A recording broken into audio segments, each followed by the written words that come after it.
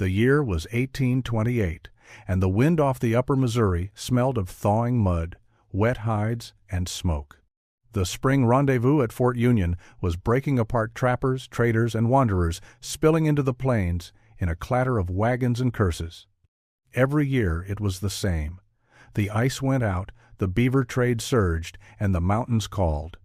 But that spring, something different drew the eyes of hard men who thought they had seen everything the frontier could spit up. It was Tom McNeil's wagon. They called him Back-Wagon before he'd even earned the name proper. Tom was not a loud man. He stood a head shorter than most mountain hands, broad through the chest, and built like one of those cottonwood stumps that refused to rot. His beard was the color of iron filings, his eyes a pale, watchful gray that seemed always measuring weather, ground, or man. He had trapped for Ashley and Sublette once, freighted whiskey up the Missouri, and driven pack trains through country no map yet dared to name. Folks said he'd ridden with Jedediah Smith for a spell, though Tom never claimed it. That wagon of his was what set tongues wagging. It was old, older than the fort itself, an Illinois-built prairie schooner that had seen better days back when the Osage still ruled the tall grass. Its boards were weather-grayed, its wheels rimmed with iron that had been mended so many times it looked more patchwork than metal. But the strangest thing of all was how the bed was set, not slanting toward the rear like most freight wagons, but canted forward as if built wrong side up. The rear axle sat higher, the tongue shorter, and the body reinforced underneath with a double run of oak ribs. It looked in every sense backwards. The trappers had a field day. McNeil's built himself a cradle. One laughed, slapping his thigh. "Reckon he means to rock himself to sleep when the hills turn mean," said another. "Back-Wagon Tom." They started calling him, and the name stuck like burrs in a buffalo hide. Tom didn't answer. He just kept tightening the wheel bolts, rubbing grease into the hubs with a piece of deerskin, and checking the lashings on his oxen. The animals, two mottled red and white shorthorns, were lean and scarred from years of hauling freight, but steady as stones. He spoke to them more than he spoke to men. "Steady, Duke. Hold brim," he'd murmur. "We'll get you over them rocks yet." Behind the laughter was a truth every man at the fort knew. Wagons and mountains did not mix. Beyond South Pass, the land rose like a fist. The narrow trails that wound toward the Green River and the Wind River Range could turn a horse lame and snap a mule's leg in a heartbeat. Pack animals were the lifeblood of the trade. Wagons were for the river bottoms. The last fool who tried to take a wagon over the divide had left his wheels buried in snowdrifts and walked out with frostbitten feet. Tom had heard the stories. He'd read the reports of Jedediah Smith's crossings, how Smith's men had nearly died of thirst west of the Great Salt Lake, how they'd eaten their horses when the water gave out. Still, Smith had made it, finding new passes through the Rockies no white man had seen before. Tom had studied those accounts by lantern light the winter before, copying notes in a small journal bound with rawhide. Smith had proven the impossible could be done. That was enough. He spent the winter in the bottomlands near the Knife River, rebuilding that backwards wagon by hand. He swapped the thin spokes for hickory, fitted the axles with extra grease boxes, and shortened the reach so the thing could pivot tighter on narrow grades. The forward slant of the bed would keep the load from pressing against the tailgate on long climbs, and the reinforced ribs beneath would handle the shock when the wheels dropped into ruts or dry gullies. It wasn't pretty, but it was clever, part freight wagon, part mountain sled. By March, he was ready. He sold what few pelts he had left, bought salt pork, parched corn, and a keg of watertight powder. The blacksmith at the fort traded him a new rifle barrel for his hawkin, and the trader from Street. Louis sold him a crate of beads and trade knives for whatever savages you meet up yonder. He packed light one spare wheel, a small anvil and hammer, and a bundle of dried willow for repairs. Everything else he trusted to skill and luck. The others still jeered. "You'll never drag that contraption past Fort Benton," one shouted as Tom rolled out through the gate. "Best leave your epitaph at the smithy," another called. But Tom only lifted a hand in half salute and kept driving. The wagon creaked, The oxen leaned into their collars, and the wheels bit into the thawing mud like they meant it. He followed the Missouri westward, the river swollen and wild from the spring melt. The plains rolled away in green waves, broken by patches of snow still clinging to the north slopes. He kept a steady pace 10 miles a day, no more. At night he camped near the cottonwoods, fed the oxen hay soaked in salt water to keep them strong, and wrote by firelight in his journal. April 6, crossed the Little Knife. Wagons holden. Ground soft. Men at fort said I'd turn back by now. They don't know what a steady team can do. By the time he reached the Muscle Shell, word had already spread among the scattered trapping camps. Back-Wagon Tom's headed for the Rockies, they said. Says he'll find a way over. Some bet he wouldn't make it past the Bighorns. Others, quieter men, who had seen the stubbornness in his eyes, said nothing. The land began to change. The grass thinned, the sky grew taller. Every sunset seemed to set the prairie on fire, flames of gold sweeping over the buttes until they went cold and blue. Some nights, distant thunder rolled down from the mountains, echoing like cannon. It was the sound of spring storms, breaking against the divide. Tom listened to that thunder with the stillness of a man measuring odds. Each night he marked the stars, charted bearings, and studied the lay of the ridges by the firelight's edge. He was no visionary.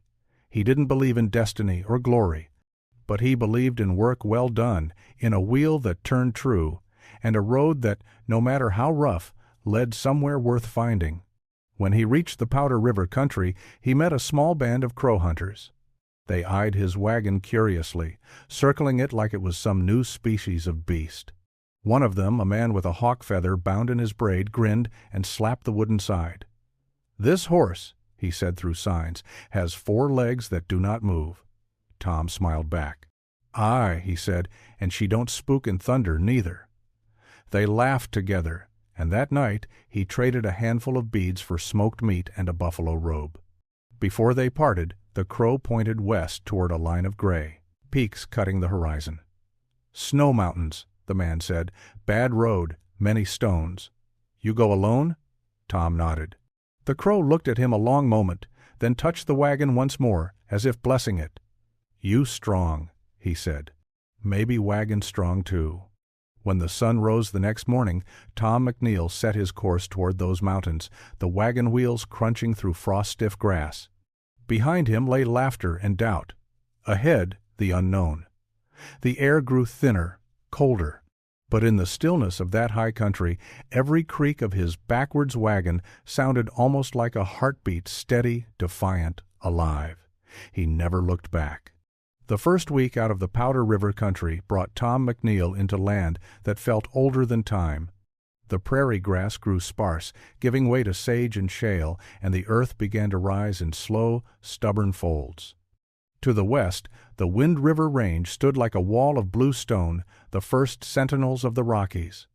Between him and them lay a tangle of ravines, rivers, and ridges that could swallow a man whole. Each morning, frost clung to the canvas of his wagon, and the oxen's breath came in white clouds. McNeil rose before dawn, his fingers stiff around the reins, his boots rimed with ice. He spoke to the oxen in a low voice, never shouting.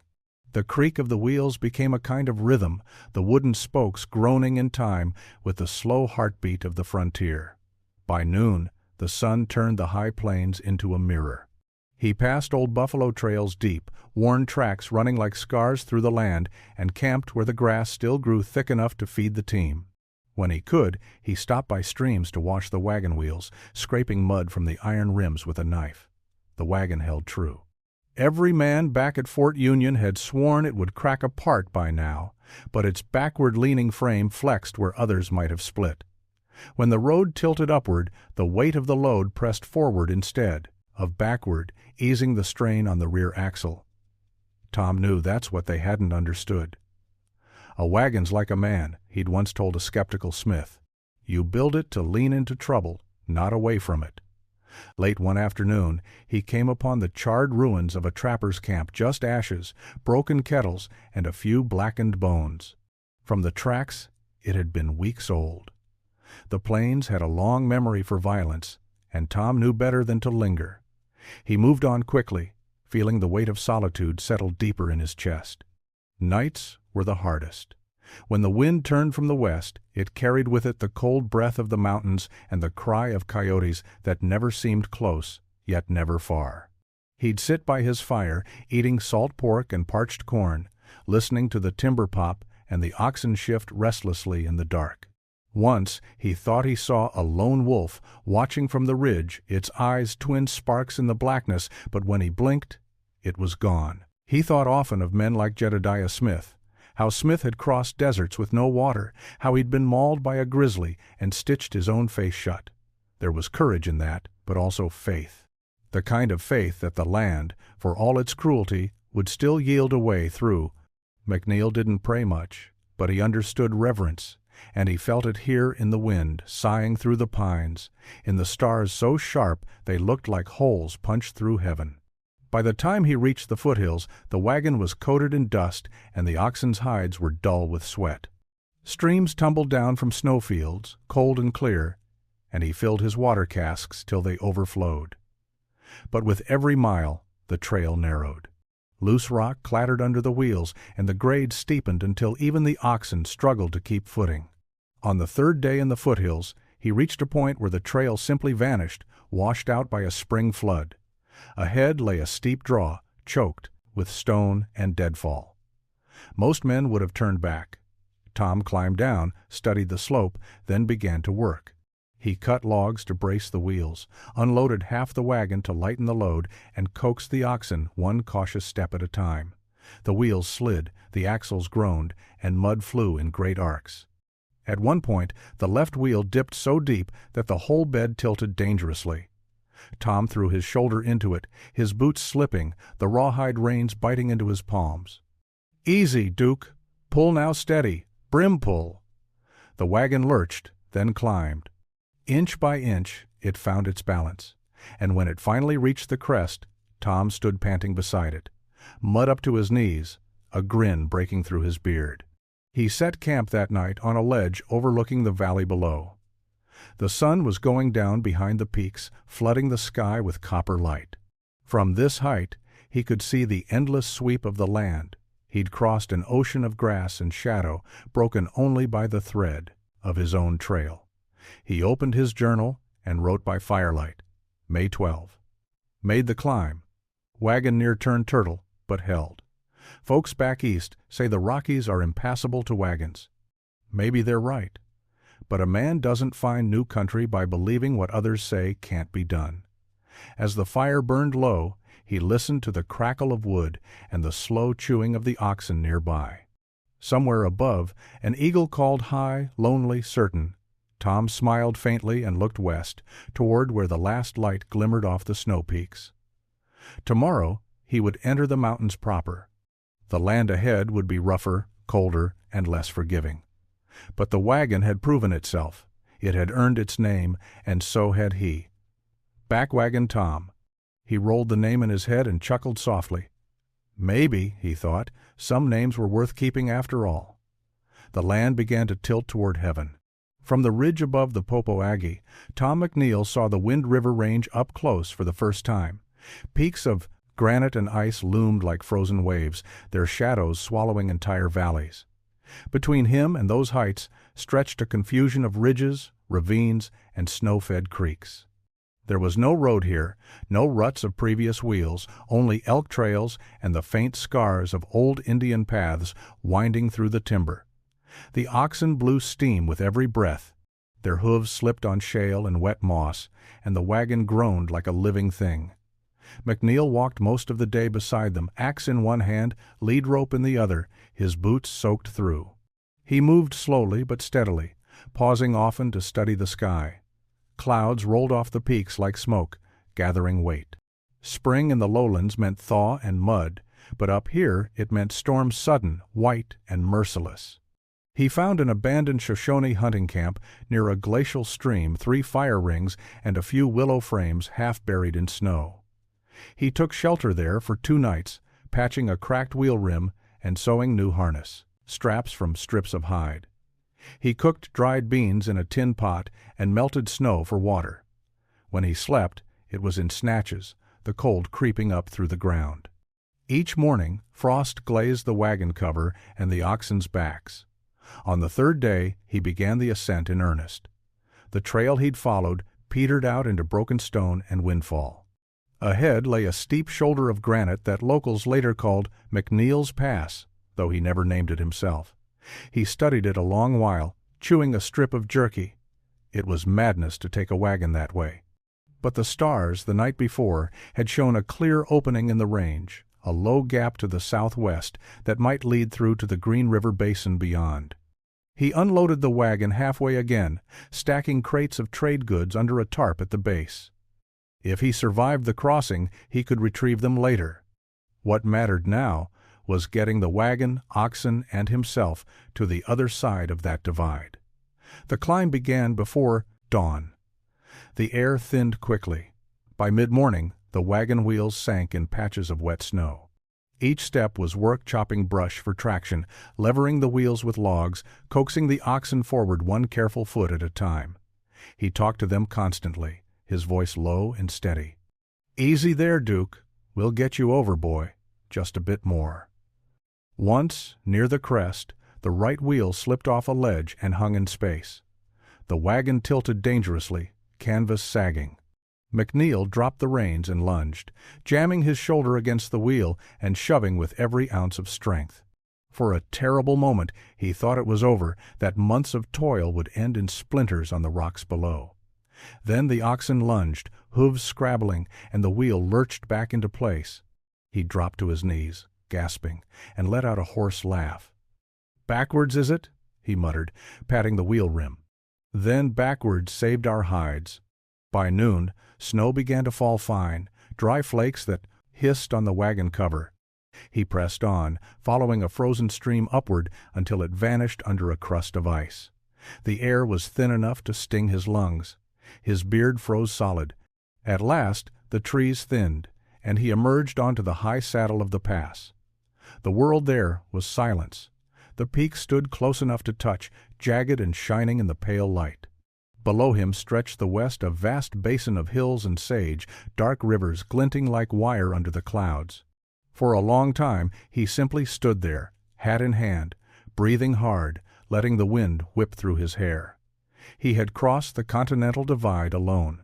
He unhitched the oxen, gave them what little grain he had left, and built a small fire behind a boulder for shelter. The smoke rose straight into the gray sky, thin and unwavering. He took out his journal and wrote, his fingers stiff from cold. June 2, reached the crest. Snow still deep in places, wind cuts clean as a knife. No man's tracks ahead of me. Wagon, near failed but holds. From here, the rivers run west. I reckon so will I.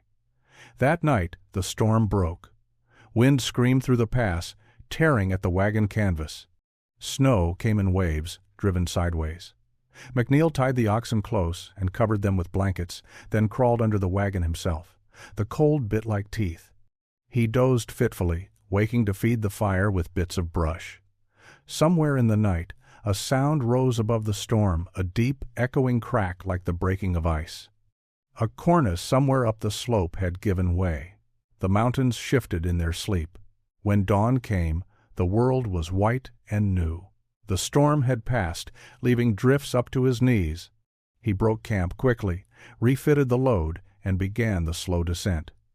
Gravity was both friend and enemy now. The wagon wanted to run. He lashed pine logs behind it as drags to slow the slide. Twice he nearly lost it to the slope, but the reinforced frame held. The backward slant of the bed again proved its worth, keeping the load pressed forward and balanced even as they slid downhill. By dusk, he reached the timberline on the western slope. Below him spread the Green River country rolling foothills, patches of aspen, and wide meadows waiting for summer. The air smelled different here, sweeter, freer, touched with pine and sage instead of frost. He halted the team, letting them graze while he stood watching the sunset pour over the valley. For the first time in months, the tension left his shoulders. No one had seen him cross. No one would likely believe it when they heard. But as the last light burned on the peaks behind him, Tom McNeil smiled quietly. The mountains had tested his wagon and found it worthy. The others could keep their laughter. He had traded it for something better proof. He climbed into the wagon, lit his pipe, and watched the stars rise over the western desert. Somewhere out there, a rendezvous waited and a story that would follow him for the rest of his days. The western slope dropped him into a different world. The high country fell away behind, and before Tom McNeil opened a land of sagebrush, salt, wind, and silence, a basin so wide it seemed to swallow the horizon. This was the Great Divide Basin, a place where no river reached the sea, where water vanished into dust, and sound itself seemed to die under the heat. He had crossed mountains that most men called impossible, but what waited beyond was something older and crueler, a country that tested not strength but endurance. The wagon rattled down dry arroyos and over flats white with alkali. The oxen's hooves left pale ghosts behind them. For miles there was nothing, no bird call, no tree, only the hiss of wind over salt. At night the temperature plunged and frost glittered on the canvas. By day the sun burned high and pitiless. Tom rationed water carefully. He carried 3 kegs, filled from melt streams on the eastern side, but he knew they wouldn't last long. The Green River, he'd heard, lay somewhere west, perhaps 50 miles, perhaps 100. In this country, distance was a liar. He followed what seemed to be an old Indian trail, faint, half buried under sand. Each morning he rose before dawn, broke camp with hands stiff from cold, and set the oxen moving before the sun cleared the ridges. They plodded on without complaint, heads low, ribs showing. He talked to them as though they were old friends. "Hold brim, just a little more. You'll drink soon, I promise." The air shimmered. Mirage lakes quivered on the horizon, perfect, blue, false. More than once he steered toward one, only to find nothing but cracked clay and wind. By the 3rd day, the water was running low. His lips were cracked and his beard caked with dust. He kept moving west, trusting instinct more than map or compass. When the wagon hit a stretch of soft sand, the wheels sank to the hubs. He unloaded half the cargo traps, a spare wheel, even the iron anvil to lighten the load. Then he looped the reins around his chest and helped pull beside the oxen, straining until his legs trembled. Inch by inch, they freed the wagon. When it was over, he sat in the shade of the wheel, breathing hard, the taste of metal in his mouth. He took a single mouthful of water, swished it, and spat into the dust. Not yet, he told himself. Not till the river. That evening, as the sun sank, he saw movement, a line of riders cresting a far ridge. Instinct made his hand go to the rifle. But as they drew near, he saw they were not warriors, but wanderers, a small band of Shoshone hunters, lean and wary, leading ponies loaded with hides. They halted a bowshot away, watching him in silence. Then one rode forward, an older man with a necklace of bear claws. McNeil raised a hand. "Water," he said, pointing to his kegs. "You trade?" The old man studied him, then dismounted. From a skin bag he poured a cupful of clear water into a prosed horn bowl and handed it to McNeil. Tom drank slow, savoring every drop. In return, he offered a small steel knife and a pouch of beads. The man nodded approval. That night they camped together by a dry wash. The Shoshone spoke little English, but through gestures and a few words, Tom learned that water lay 2 days' travel west, near a grove of willows. The hunters warned him of alkali flats ahead, a place where even horses' hooves burned raw. When they broke camp at dawn, the old man touched the wagon's side and said softly, "Strong wood, good heart, you go far." McNeil watched them ride east into the glare, then turned west again. The days that followed blurred into one long ordeal. Heat by day, freezing wind by night. Once he found a shallow basin of foul water, thick with scum and the bones of small animals. He boiled it twice, strained it through cloth, and drank anyway. It tasted like copper and dust, but it kept him alive. He began to move at night, guiding the wagon by starlight. The oxen stumbled often, exhausted, but never stopped. Their hides shone with sweat under the moon. Tom walked beside them, one hand resting on the wagon's side for balance, humming old river songs to keep himself awake. On the 6th night, he saw lightning on the horizon, not dry lightning this time, but real storm flicker. He pushed harder. By morning, rain came in sheets, darkening the sand to clay. The oxen lifted their heads, nostrils flaring. And then, as if the land itself had relented, he saw it. A thin, winding gleam through the sage, the river. He fell to his knees on the bank and laughed aloud, letting the cold water run through his fingers. The oxen drank deep, tails flicking in relief. The wagon wheels hissed as he washed them clean of salt. For the first time in weeks, the air smelled of life again, wet earth, sage, and distant pine. He camped there 2 nights, resting, repairing harness, and cleaning his rifle. The storm passed, leaving. The world scrubbed and new. On the 3rd morning, when the sun rose over the wet grass, he looked west across the valley. Beyond it lay the rendezvous grounds, the trappers' meeting place near the Green River. The men who had laughed at him back at Fort Union would be there, drinking, trading, boasting. He imagined their faces when he rolled in, wagon and all. He hitched up the oxen, checked the wheels, and said softly, "Come on, boys. Let's show them what backwards can do." The wagon creaked into motion, its iron rims gleaming in the dawn. Behind it stretched the trail of one man's defiance, a thin, winding scar across the heart of the West. By mid-July of 1828, the valley of the Green River shimmered with smoke and sound. Campfires dotted the flats like fireflies. Laughter and gunshots tangled in the summer air. The annual rendezvous was in full swing, a wild, roaring congress of trappers, traders, and tribes. There were tents of Street Louis merchants, lodges of Shoshone and Crow families, mules braying, rifles cracking, whiskey barrels rolling, and the steady clink of coin and pelts changing hands. It was here, into this carnival of the frontier, that Tom McNeil's backwards wagon finally came rumbling down the slope. Men stopped what they were doing. The sound of iron rims and creaking timber turned heads. There he was dust-caked, gaunt, his beard gone gray with salt and sun, but upright, steady on the reins. Behind him rolled that same awkward contraption they'd mocked at Fort Union, its sides scarred and sun-bleached, its wheels mud-stained from 100 unknown miles. The oxen, ribs showing but eyes bright, pulled as if they still knew pride. The laughter that met him wasn't cruel this time. It was disbelief. "I'll be damned," someone muttered near the whiskey tent. "Back-Wagon Toms rolled clean out o' the Rockies." "No pack train?" another said. "None. Just that old rattletrap and 2 oxen." "Well, I'll be double-skinned," a third spat, grinning. The fool done it. Tom eased the team to a stop near the Trader's Row, stepped down stiffly, and stretched his back. His boots were cracked, his hat brim ragged, but his eyes were bright and calm. He unhitched the oxen, watered them, then began unloading furs and goods with quiet precision. The traders from Street, Louis, crowded around, inspecting the load.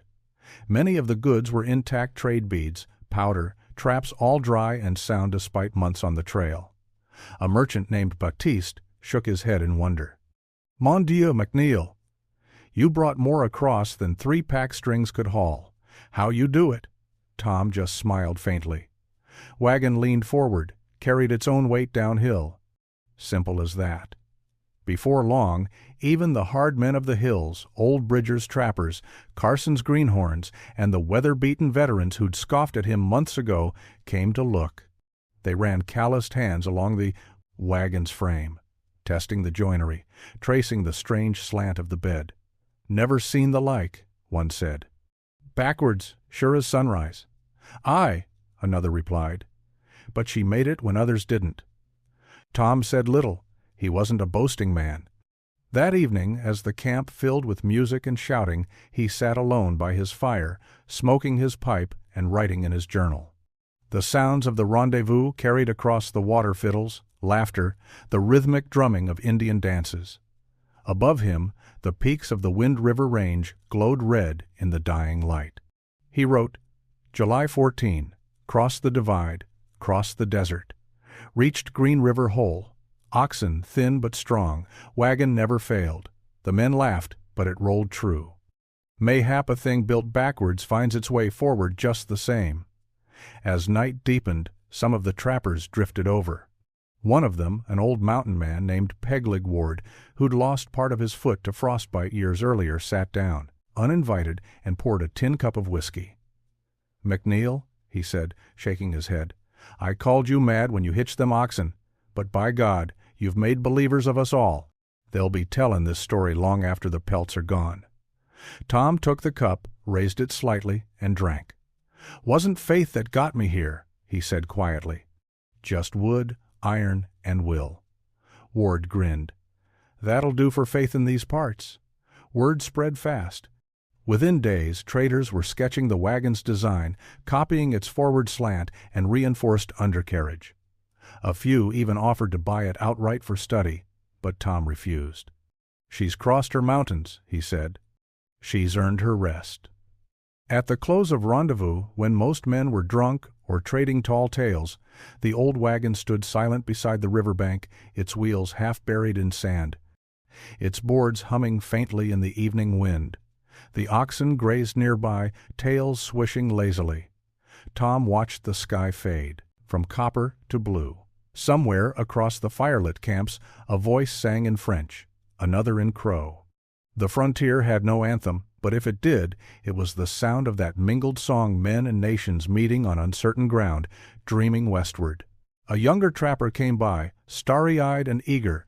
"Mr. McNeil," he said, "you really think a wagon can cross clear to California?" Tom smiled into the fire. "If the man behind it's got the spine for it, maybe so. But the wagon's the easy part. It's the miles that break a man, not the boards." The boy nodded solemnly, as though receiving gospel. When morning came, the rendezvous began to break apart, the endless cycle of westering life resuming. Tom loaded what few goods he meant to trade and sold the rest. He gave the oxen to a Crow family who had helped him mend a broken yoke. They offered him a fine buffalo robe in return, but he refused it with a smile. "They've earned their freedom, same as I have," he said. As the sun climbed over the Green River, Tom McNeil walked one last circle around the wagon. He ran his hand along its worn wood, tracing every dent and scar, and whispered, "You did it, old girl." Then, with a final shove, he rolled the wagon into the shallows, where it settled half submerged in the slow current. The river took it gently, rocking it like something gone to sleep. Men watched from camp in silence. It was not mockery this time, but respect. Tom stood on the bank for a long while, pipe in hand, eyes distant. Then he turned west, toward the line of distant hills, and began to walk. Behind him, the wagon's canvas fluttered once in the breeze, then stilled. In the years that followed, men told the tale of Back-Wagon Tom, how he'd crossed the Rockies alone when others said it couldn't be done, how his crooked wagon had outlasted the jeers. Some said they saw him again in Oregon, others near Bent's Fort, or down along the Gila, but no one knew for certain.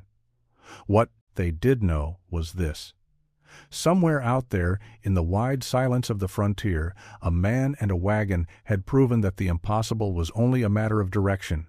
Years passed, and the frontier kept rolling west like a restless tide. Rivers that once marked the edge of the known world became roads for steamboats and settlers. Where beaver lodges had rippled the shallows, plowshares now turned the earth. The trappers faded first, men of smoke and iron and silence, leaving behind only their stories. And among those stories, told around campfires and in saloons from Fort Laramie to Fort Hall, none was repeated more often or with more disbelief than the tale of Tom Back-Wagon McNeil. No one could quite agree on what became of him. Some swore he settled among the Shoshone and took a native wife, raising children who grew up half wild and strong as elk.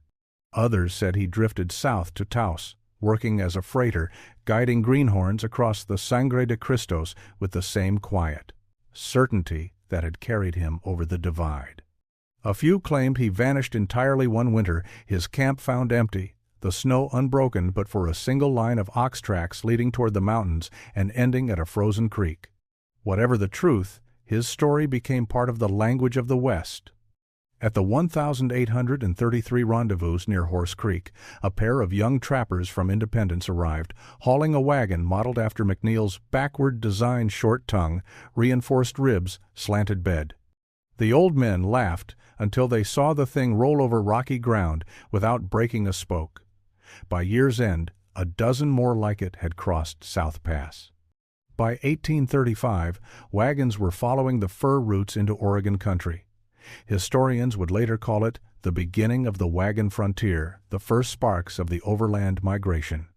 But among the mountain men it was simpler. If Back-Wagon Tom could haul iron over the divide alone, they said, then maybe families could haul hope. And so they did. By the 1842nd, whole trains of wagons creaked west, white-topped schooners, carrying women, children, plows, and dreams. They followed the ruts of old fur routes, guided by maps drawn from the journals of men like Smith, Fitzpatrick, and, yes, McNeil.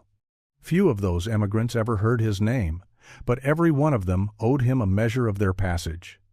His stubbornness had proven what the land could bear. Yet, among those who had known him, his memory remained more personal. Charles Larpenteur, the old trader who had once watched Tom drive out of Fort Union, wrote in his ledger, "McNeil was a quiet sort, but iron all through." His contraption was odd, but made sense after a fashion. The man had more faith in wood and wheel than most have in God. Jim Bridger, years later, told a camp of greenhorns near Fort Bridger, "I seen that fool's wagon once, sittin' half sunk in the Green River like a gravestone, but I tell ye, I'd rather my bones lie beside it than any churchyard east o' the Platte." Some even claimed the old wagon still stood, lodged in the river shallows, its ribs silvered with silt, its frame slowly turning to stone. Trappers swore that on quiet nights, when the wind came down the valley just right, they could hear the faint groan of its wheels turning in the current, as if still rolling westward in its sleep. Whether legend or truth, the story had its own kind of permanence.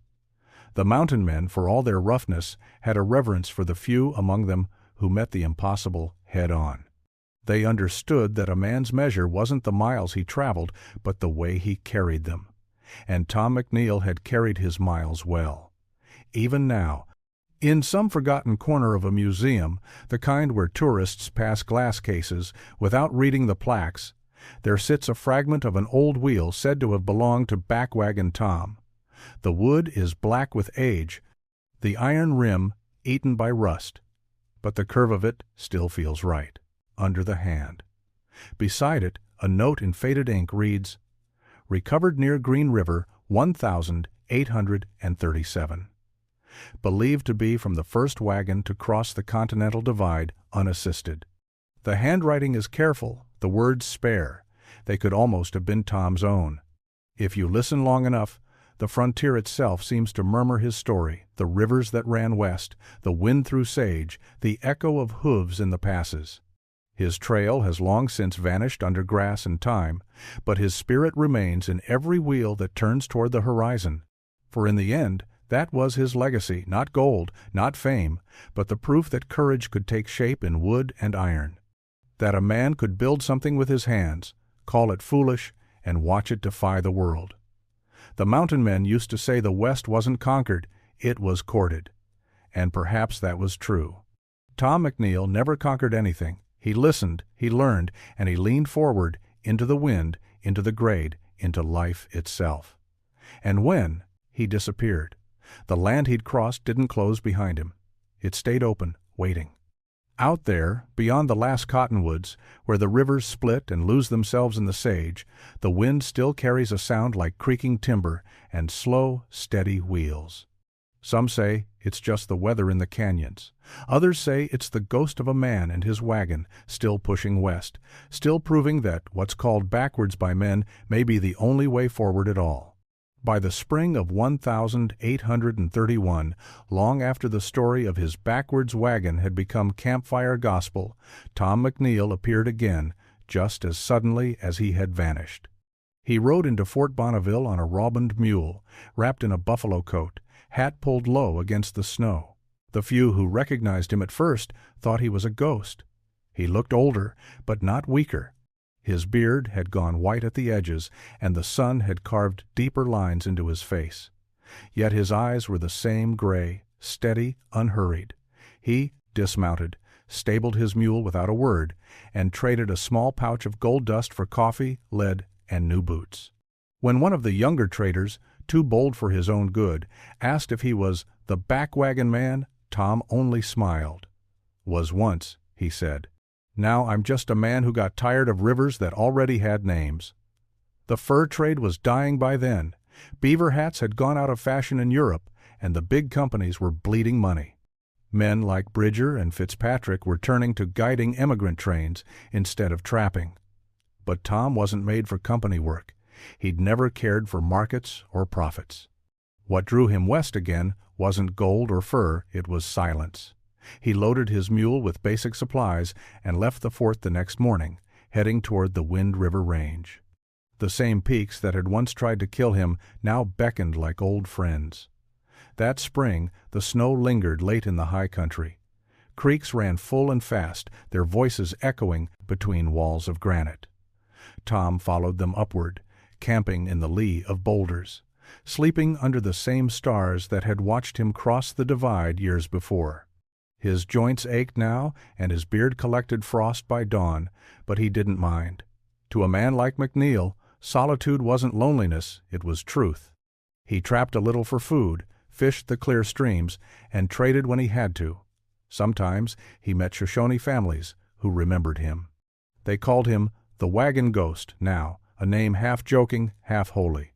When they asked why he'd come back, he said simply, "I never really left." He built himself a small cabin high on a bench above the Popo Agi, made of split pine and stone chinking. From the door he could see the silver ribbon of the river and the long sweep of valley below. In the evenings he'd sit on a stump outside, smoking his pipe, listening to elk bugle in the distance. Sometimes, when trappers passed through, they'd stop for coffee and listen to him talk. Not stories of glory or fame, Tom never bragged. Instead, he spoke about how the land changed a man's bones, if he let it. "Men chase the West like it's something to be caught," he said once to a young French trapper. "But it ain't a thing you catch. It's a thing you follow. You keep walking till the world gets quiet enough that you can hear what's true inside yourself, then maybe you stop." He smiled as he said it, but the young man could tell it wasn't a sermon, it was a confession. Years went by. The cabin became part of the mountain. Pine needles drifted thick around it, and elk antlers bleached in the grass out front. Tom kept journals, neat as ever, bound with rawhide, and tucked in an oiled satchel. He recorded the weather, the tracks he found, the sound of the wind when it came from the south. In one entry, dated the 3rd of October, 1835, he wrote, "Wagon gone to the river years now, but I still dream of its sound, the slow creak of wood on stone, the song it made when it leaned into a climb. Sometimes I think the Lord lets a man build one good thing, just to see if he'll trust it to carry him further than he thinks he can go." The last visitor to see him alive was a crow hunter named Tasso, who stopped by in the winter of 1837. He found McNeil thin but cheerful, splitting wood by hand. They shared a meal of venison and coffee, thick as tar. When Tasso left, Tom gave him a small copper compass and said, "Keep to the open country. It'll teach you better than any man." When spring came, a trading party passed through and found the cabin silent. The door hung open, the fire pit cold.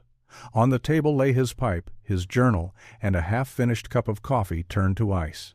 There was no sign of struggle, no footprints in the thawing snow, just peace. They buried him behind the cabin, under a cairn of river stones. The ox yoke from his old wagon carried there years before was set upright as a marker. On it, someone carved. Simply, the cabin stood for decades afterward, a landmark to those who still wandered the old trapper trails. Even when settlers came through in the 1,850 seconds, someone would always point to it and tell the story of the man who crossed the Rockies alone with a wagon everyone said couldn't be built.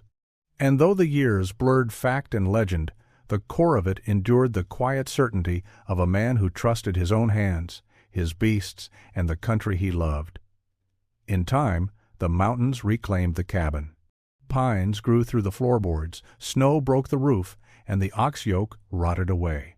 But when travelers found the place generations later, they said the air there felt different, calmer somehow, as if the land itself remembered him. And perhaps it did. For the West had never truly belonged to the conquerors or the dreamers. It belonged to the doers, the ones who built, mended, and kept going when the map ran out. Tom McNeil had been all three. And somewhere in the rustle of wind, through the sage and pine, you can almost hear the echo of wheels, slow, sure, and still turning west.